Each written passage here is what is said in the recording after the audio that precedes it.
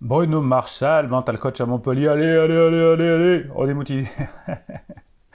Alors, on va parler aujourd'hui d'abord, on va parler du live qui a lieu ce soir à 19h. Je vais vous parler de la formation qui est sortie mercredi, savoir se motiver, motiver les autres. Et ça, vous avez les formations et les coachings en descriptif de cette vidéo. C'est par les coachings que je vous donne toute l'énergie pour que vous réussissiez votre objectif.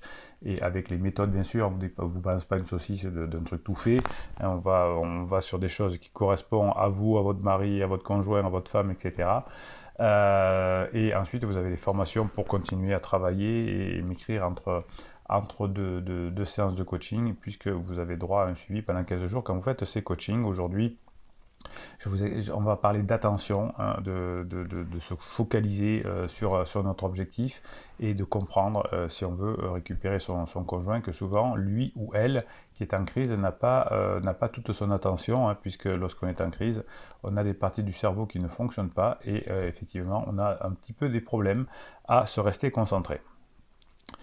La distraction, c'est un phénomène neurologique qui est aussi vieux que l'humanité et qui est amplifié aujourd'hui par la technologie. Par exemple, on peut reprocher à son ordinateur, à son smartphone, que des notifications vont accaparer votre attention. Vous n'aviez pas du tout envie de recevoir une notification sur un chien qui est rigolo. Eh bien, votre ordinateur va vous l'envoyer quand même, votre smartphone. Idem quand vous regardez la télévision, hein, vous ne voulez pas forcément avoir une information et on va vous coller une pub que vous ne vouliez pas forcément. Déjà, il y a plus de 2500 ans, Platon s'était interrogé sur les raisons pour lesquelles les hommes ne font pas les activités qui leur sont assignées en temps voulu, et c'est pourquoi ils procrastinent. Pourquoi on procrastine? Pourquoi on n'arrive pas à raconter des blagues à son conjoint? Pourquoi on n'arrive pas à créer de l'humour dans son couple? Pourquoi on n'arrive pas à badiner, etc. Donc cette tendance humaine n'est pas causée par l'environnement numérique, comme on le dit souvent, hein, mais ça va l'accentuer tout de même quand même. Hein, c'est évident. Et vous, du coup, vous allez être, vous voyez, vous allez chercher des informations sur beaucoup de sites internet pour comprendre les crises, etc. Vous lisez tout et son contraire, et donc au bout d'un moment, vous êtes paumé. Donc la première chose pour être concentré sur votre objectif, hein, notamment de récupérer votre conjoint à la sortie de sa crise existentielle, puisque vous récupérez qu'à la sortie de sa crise existentielle, avant c'est compliqué, ou dans les dernières semaines, eh bien pour lutter contre la distraction, contre le manque d'attention, vous allez d'abord devoir savoir la définir.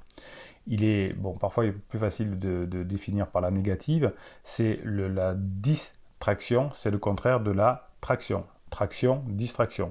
Hein, traction, c'est un phénomène qui vous tire vers un but. Donc vous voulez récupérer votre conjoint, votre joint. Exact. Je sais pourquoi j'ai fait ce lapsus, parce que j'ai fait comme un joint là, avec ma main sans faire exprès, et ça connectait dans mon cerveau. Vous voyez que je peux être distrait facilement. Hein, j'ai fait un joint, au lieu d'un geste, j'ai fait un joint. J'ai avoir envie de fumer. Alors j'ai jamais fumé le joint de ma vie. D'abord parce que ça m'attire pas, enfin, surtout parce que ça m'attire pas. Et bien imaginez si je prenais des drogues en plus avec déjà l'énergie que je vous balance. Donc un geste. Donc pour lutter contre la distraction, hein, vous allez appliquer la traction. Donc la distraction, hein, le manque d'attention, c'est ce qui va vous éloigner temporairement de votre but quand vous faites un interdit. Par exemple, vous dites, bon, quand c'est que c'est fini, oh non, mais maintenant, on va plus faire l'amour parce que je suis pas trop acquis, etc. Mais ça vous le mettez à votre tête parce que vous l'aurez appris par ailleurs. Vous commettez un interdit puisque vous éloignez de la personne, donc vous n'allez pas vers le but, vous éloignez. En réalité, aucune action, véritablement, n'est une distraction en soi. Une distraction, c'est-à-dire qui nous éloigne du but.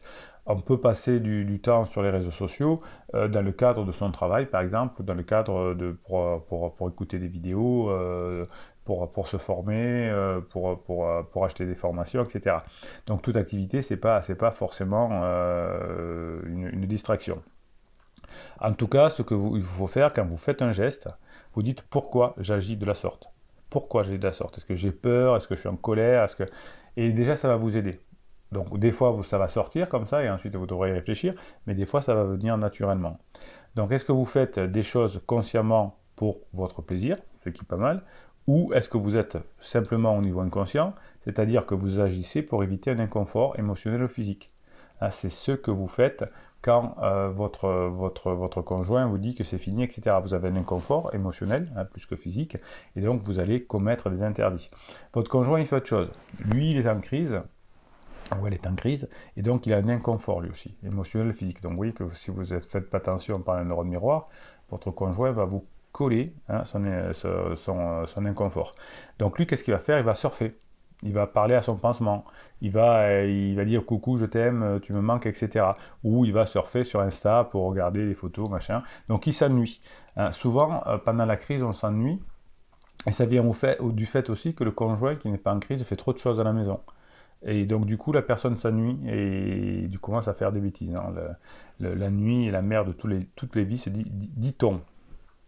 Donc la distraction, quand vous allez faire une erreur, un interdit, ça vient de votre facteur interne. C'est-à-dire que c'est votre émotion, c'est votre état physiologique, c'est votre système de pensée qui va intervenir sur le facteur externe. Donc le facteur externe, c'est une pique de votre conjoint, une notification de votre téléphone et vous allez plonger parce que vous êtes plus concentré. Quelle que soit l'humeur du jour de mon conjoint, il est down actuellement, c'est pas très grave. Mon objectif, c'est à terme de le récupérer quand il sera sorti de sa crise. Et je sais que quand ton conjoint est en crise, il a des tops et des downs. Quand il est en down, je laisse tomber. Quand il est top, je badine. C'est simple. Donc c'est une affaire de long terme. Ne vous laissez pas distraire par l'externe, c'est-à-dire par le déclaratif de votre conjoint. Il faut que vous soyez des adultes, des badass, des pirates, et non pas des enfants qui se laissent ou des labradors qui courent après le premier papillon venir. Donc la distraction, c'est votre tendance en tant qu'humain, c'est assez naturel finalement, qui va s'expliquer par votre sentiment d'inconfort émotionnel ou physique, et donc toute activité, hein, notamment le conflit, notamment les disputes, notamment le « je te fais la morale », ça peut venir d'un inconfort que vous vous êtes créé ou que vous avez subi. Donc l'idée, c'est pas de vouloir avoir raison, c'est de traiter son inconfort, et ce qui est encore mieux en étant proactif, c'est de commencer à traiter, à se former, à apprendre pour gérer cet inconfort avant qu'il n'arrive. Donc quand je vais voir mon conjoint par exemple, je vais être dans un état de confort, je vais être bien, je vais badiner, je vais avoir envie de rigoler, je vais avoir dans la tête de passer un bon moment avec lui ou avec elle à condition qu'il soit en top. Donc vous pouvez, pour éviter les distractions, planifier des choses et respecter un planning. Par exemple, vous allez dire le matin, avant de partir travailler, j'écoute 2 audios de formation. Voilà, donc ça va vous permettre de vous canaliser. Je me fais une neurohypnose le matin. Je planifie ce que je dois faire qui va me créer du confort. À midi, je me fais une petite sieste. Vous savez qu'on devrait dormir toutes les 6 heures. Si on voulait être en forme, on a besoin d'être en forme quand on est taquiné, provoqué par son conjoint. Donc si vous dites au milieu de la journée je vais me faire une petite sieste et vers 18h je vais me faire une petite sieste, ça va archiver toutes les tensions du matin à midi et toutes les tensions de l'après-midi vont être archivées pour le petit sommeil de 10 minutes, un quart d'heure de l'après-midi. Et du coup vous allez pouvoir entamer la soirée avec votre conjoint de façon beaucoup plus calme. Donc si vous arrivez à dormir, par exemple, si vous programmez des périodes de sommeil et pas être au soleil aussi c'est bien, eh bien vous allez réduire votre inconfort.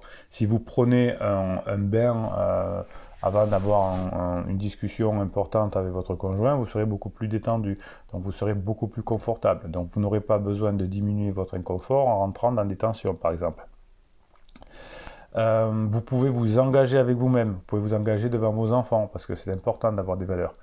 Donc je m'engage devant mes parents, devant mes enfants, devant moi-même, de comprendre comment fonctionne une crise de couple et de pouvoir trouver des solutions. Je vous ai fait ce matin une vidéo qui est passée sur le thème, de l'intelligence fluide. Vous allez vous engager à avoir une intelligence fluide, c'est-à-dire d'avoir un gros problème. Le gros problème, c'est la crise existentielle de votre conjoint, vous n'êtes pour rien, mais vous ne pouvez pas le traiter. Vous pouvez traiter que des petits morceaux complexes. Et chaque jour, vous allez faire en sorte que des petits problèmes complexes deviennent des bons moments. Et là, vous allez arriver à atteindre votre objectif. La distraction que vous allez avoir, ça va être combattu finalement par votre stratégie. Une distraction va poser des problèmes quand vous avez un objectif important. Vous pouvez le gérer collectivement en vous faisant aider par vos enfants, par des amis, etc. En disant, mais tiens, tu me motives, tu me mets dans le confort. Avant que j'ai une discussion avec maman ou papa, puisqu'on a décidé que, on a compris qu'il ne fallait pas rentrer dans les détails, etc., tu me motives. Donc on va... comment dirais-je, on va faire un pacte familial ou avec des amis pour aider la personne qui est en crise à ce qu'elle ne fasse pas trop de bêtises pendant sa crise, parce que vous savez que quand on est en crise, on fait plein de bêtises. Hein. On remet son couple en cause, souvent son boulot ça va mal, on fait des dépenses parfois inconsidérées, on parle mal, on se coupe des amis, on se fâche avec ses propres parents, c'est compliqué avec les enfants qu'on ne supporte plus. Donc c'est des moments où on peut vraiment tomber très bas quand on est en crise et payer très cher. J'ai une cliente qui a été en crise. Maintenant, c'est son conjoint qui est en crise. Et il a fait beaucoup de bêtises. Et professionnellement, elle le paye encore. C'est-à-dire qu'elle a pris des décisions pendant sa crise qui n'étaient pas les bonnes. Pour plein de raisons. Et donc, elle les paye encore maintenant qu'elle est sortie de sa crise. Donc, on fait un pacte familial élargi au pacte des amis en disant on fait en sorte pour que Stéphanie ou Yannick ne sombre pas trop, et donc on va l'entourer pour faire en sorte que sa crise se passe bien. Mais on ne tire pas non plus trop fort. Vous savez, je prends parfois en coaching l'image de la plante. La plante, vous plantez des graines de tomates.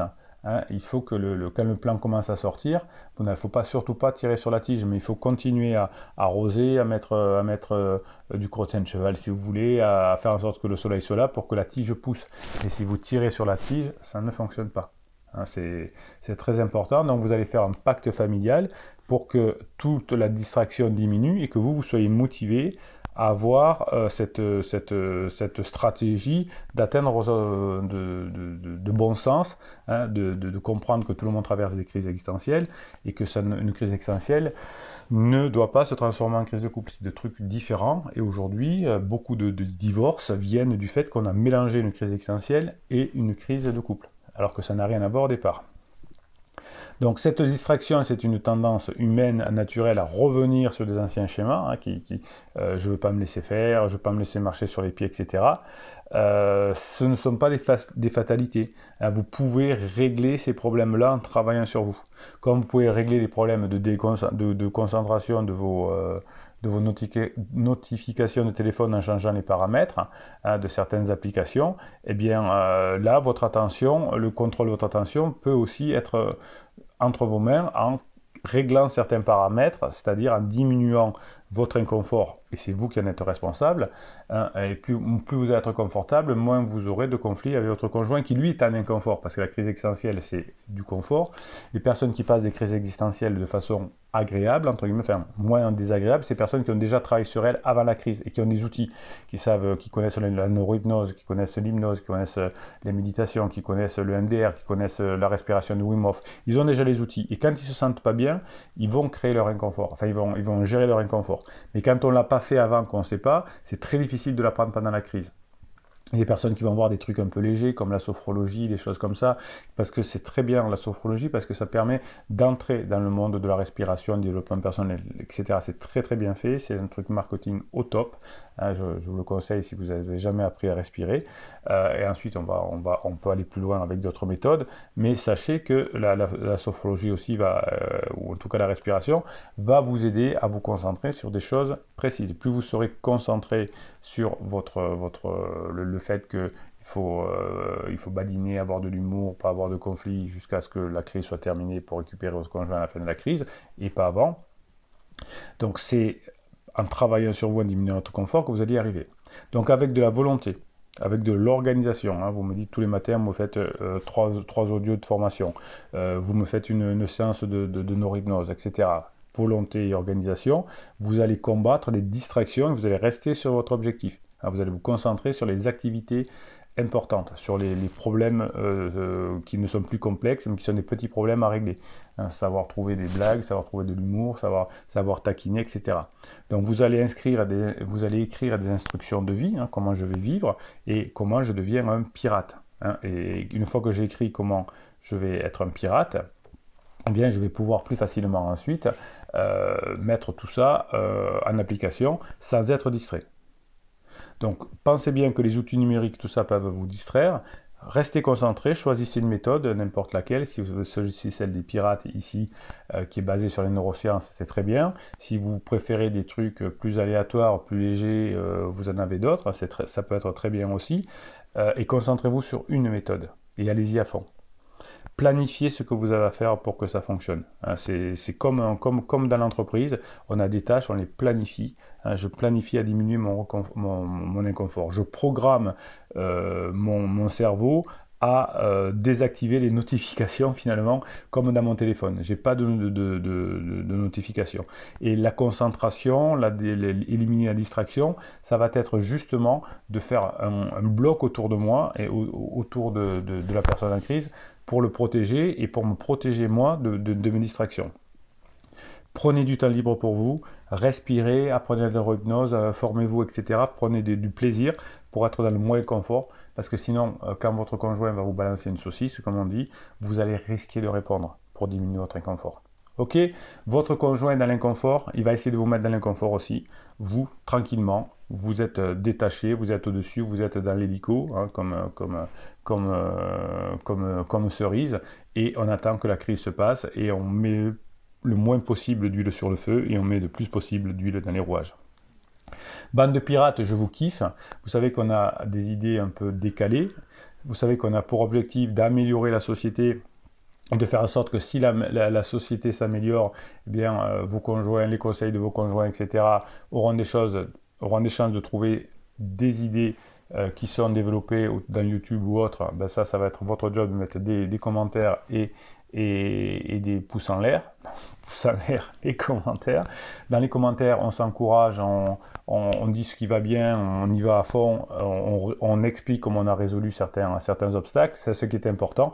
Et les nouveaux pirates en commentaire, ils disent, oui mais moi je n'y arriverai jamais, moi je sais pas, oui mais pourquoi mon mari fait ça? Et les pirates qui sont plus expérimentés, qui ont pris des formations, qui ont pris des coachings, etc., racontent leur journée, quand ça va, etc., quand c'est la patate, ce qu'ils ont fait bien avec leur conjoint, etc. Donc on voit tout de suite le niveau de performance du pirate, le niveau de travail du pirate, et il y a les pirates qui ont bossé, qui sont bien dans leur peau, qui ont la patate et qui font améliorer les choses, et les pirates débutants qui deviendront experts évidemment avec les coachings, les formations, les vidéos, les lives et le canal Telegram. N'oubliez pas le canal Telegram. Et bien tout ça va faire que vous allez devenir aussi des pirates experts. Avant que je me fasse engueuler, j'ai une idée d'un pirate. De faire des mèmes, hein. Faites-moi des mèmes, c'est-à-dire des photos avec des petites phrases qui sont issues des formations, qui sont issues comment on appelle ça, je vais y arriver, qui sont issus des coachings, et vous mettez des petites formations, vous mettez des petites phrases issues des formations des coachings, je vais y arriver, vous me l'envoyez sur mon Messenger, sur mon WhatsApp ou sur Telegram, et je le mettrai sur le canal Telegram. C'est une très bonne idée, hein, ça vous donne des petites fiches à regarder, donc une phrase, une photo, assez agréable, vous pouvez même l'éditer, et plus des pirates, j'essaierai de m'en rappeler ce soir, sinon vous me le mettez ce soir dans le live en question. Pensez à faire des mèmes, ça s'appelle des mèmes, et comme ça je vous les diffuse, et je trouve que c'est très bien, parce que ce que vous aimez sur ce canal Telegram, où je poste des trucs un peu toute la journée, c'est que ça vous remotive quand vous avez un coup en bas, hein, puisqu'on est des pirates, et un pirate on est toujours en haut. Voilà, c'était Bruno Marchal. Bruno Marchal, il vous dit à très bientôt, et il vous dit surtout à tout à l'heure 19h pour le live. Pouce en l'air, commentaire, à très bientôt.